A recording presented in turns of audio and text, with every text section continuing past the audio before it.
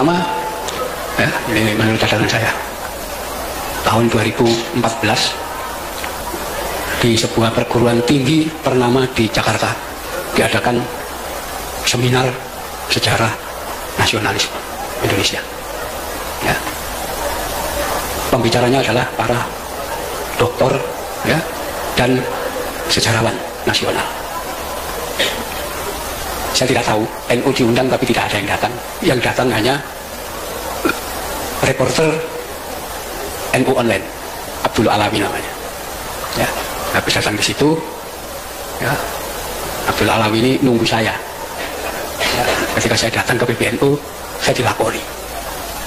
Ini hasil seminar, ya, yang dilakukan di perguruan tinggi besar ini. Itu semua pembicara mengatakan dalam pergerakan nasional Indonesia, ya, perintisan mulai kebangkitan nasional sampai Indonesia merdeka, sampai membentuk negara Kesatuan Republik Indonesia, satu-satunya organisasi yang tidak punya peranan apapun NU. Ya. Jadi NU sama sekali nggak punya sumbangan apapun pada negara ini. Itu pandangan para sejarawan. Ya. Pandangan para sejarawan tentang NU. Sampai dengan sinis mereka mengatakan PKI itu aja punya peranan kok. Ya, pernah berontak melawan kolonial, melawan Belanda tahun 1926. Ya, NU nggak pernah. Ya, nggak punya peran apa. Rupanya mereka sangat yakin dengan sejarah versi mereka. Ya, di mana dalam sejarah versi mereka itu sumber-sumber itu kan semua tersimpan di museum-museum dan perpustakaan di luar negeri. Ya, mereka yakin orang NU nggak bakal bisa masuk ke sana.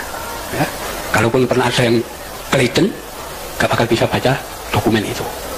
Bahasa Belanda. Kalau ke Inggris juga nggak bisa baca itu. Ke tempat lain, ke Jepang juga nggak bisa baca dokumen-dokumen itu. Ya, pokoknya NU ini dianggap kumpulan orang bodoh yang asal ikut gitu aja. Itu 2014. 2015 ada satu peristiwa, ya, NU diundang, ya, dalam pertemuan di kafe yang terletak di Jalan Kemang Utara, ya, yang datang Les Bumi, ya.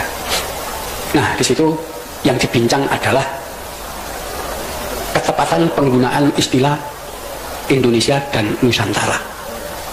Ya, mereka membincang penggunaan sebutan Indonesia itu tidak cocok karena itu bahasa asing. Yang cocok adalah Nusantara. Ya, rupanya di situ NU diundang karena mereka menganggap NU itu Islam Nusantara. Ya, itu tanggal 17 Oktober 2015. 3 hari kemudian tanggal 20 Oktober 2015 kita diundang lagi di tempat yang sama, tapi kali ini bahasanya lain. Ya, ada 2 tema utama yang dibahas. Tema yang pertama, pembubaran NKRI. Jadi Indonesia mau dibubarkan.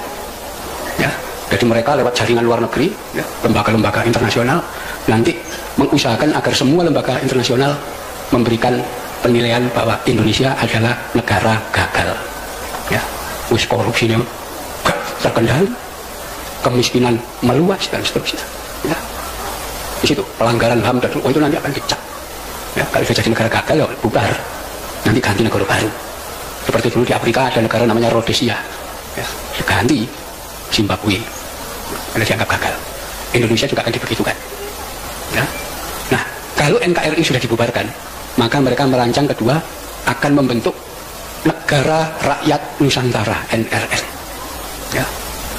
Yang untuk saat itu sudah terbentuk, wali negaranya namanya Yudi Samhudi Suyuti. Ya, 20 Oktober itu. Jadi jelas mau membubarkan NKRI. Yang tidak pernah mereka sangka dan tidak pernah terpikirkan, 2 hari kemudian 22 Oktober Presiden Jokowi, ya, menetapkan 22 Oktober sebagai Hari Santri. Ya, dan yang di luar perkiraan mereka, begitu Hari Santri ditetapkan 22 Oktober, pesantren se-Indonesia itu upacara bareng dan sepakat NKRI harga mati. Ya, oh, itu rencana kacau mereka ada. Tapi mereka masih melanjutkan rencana itu. Ya. Salah satunya kita bisa lihat gerakan 411 dan gerakan 212. Mereka yang biayai.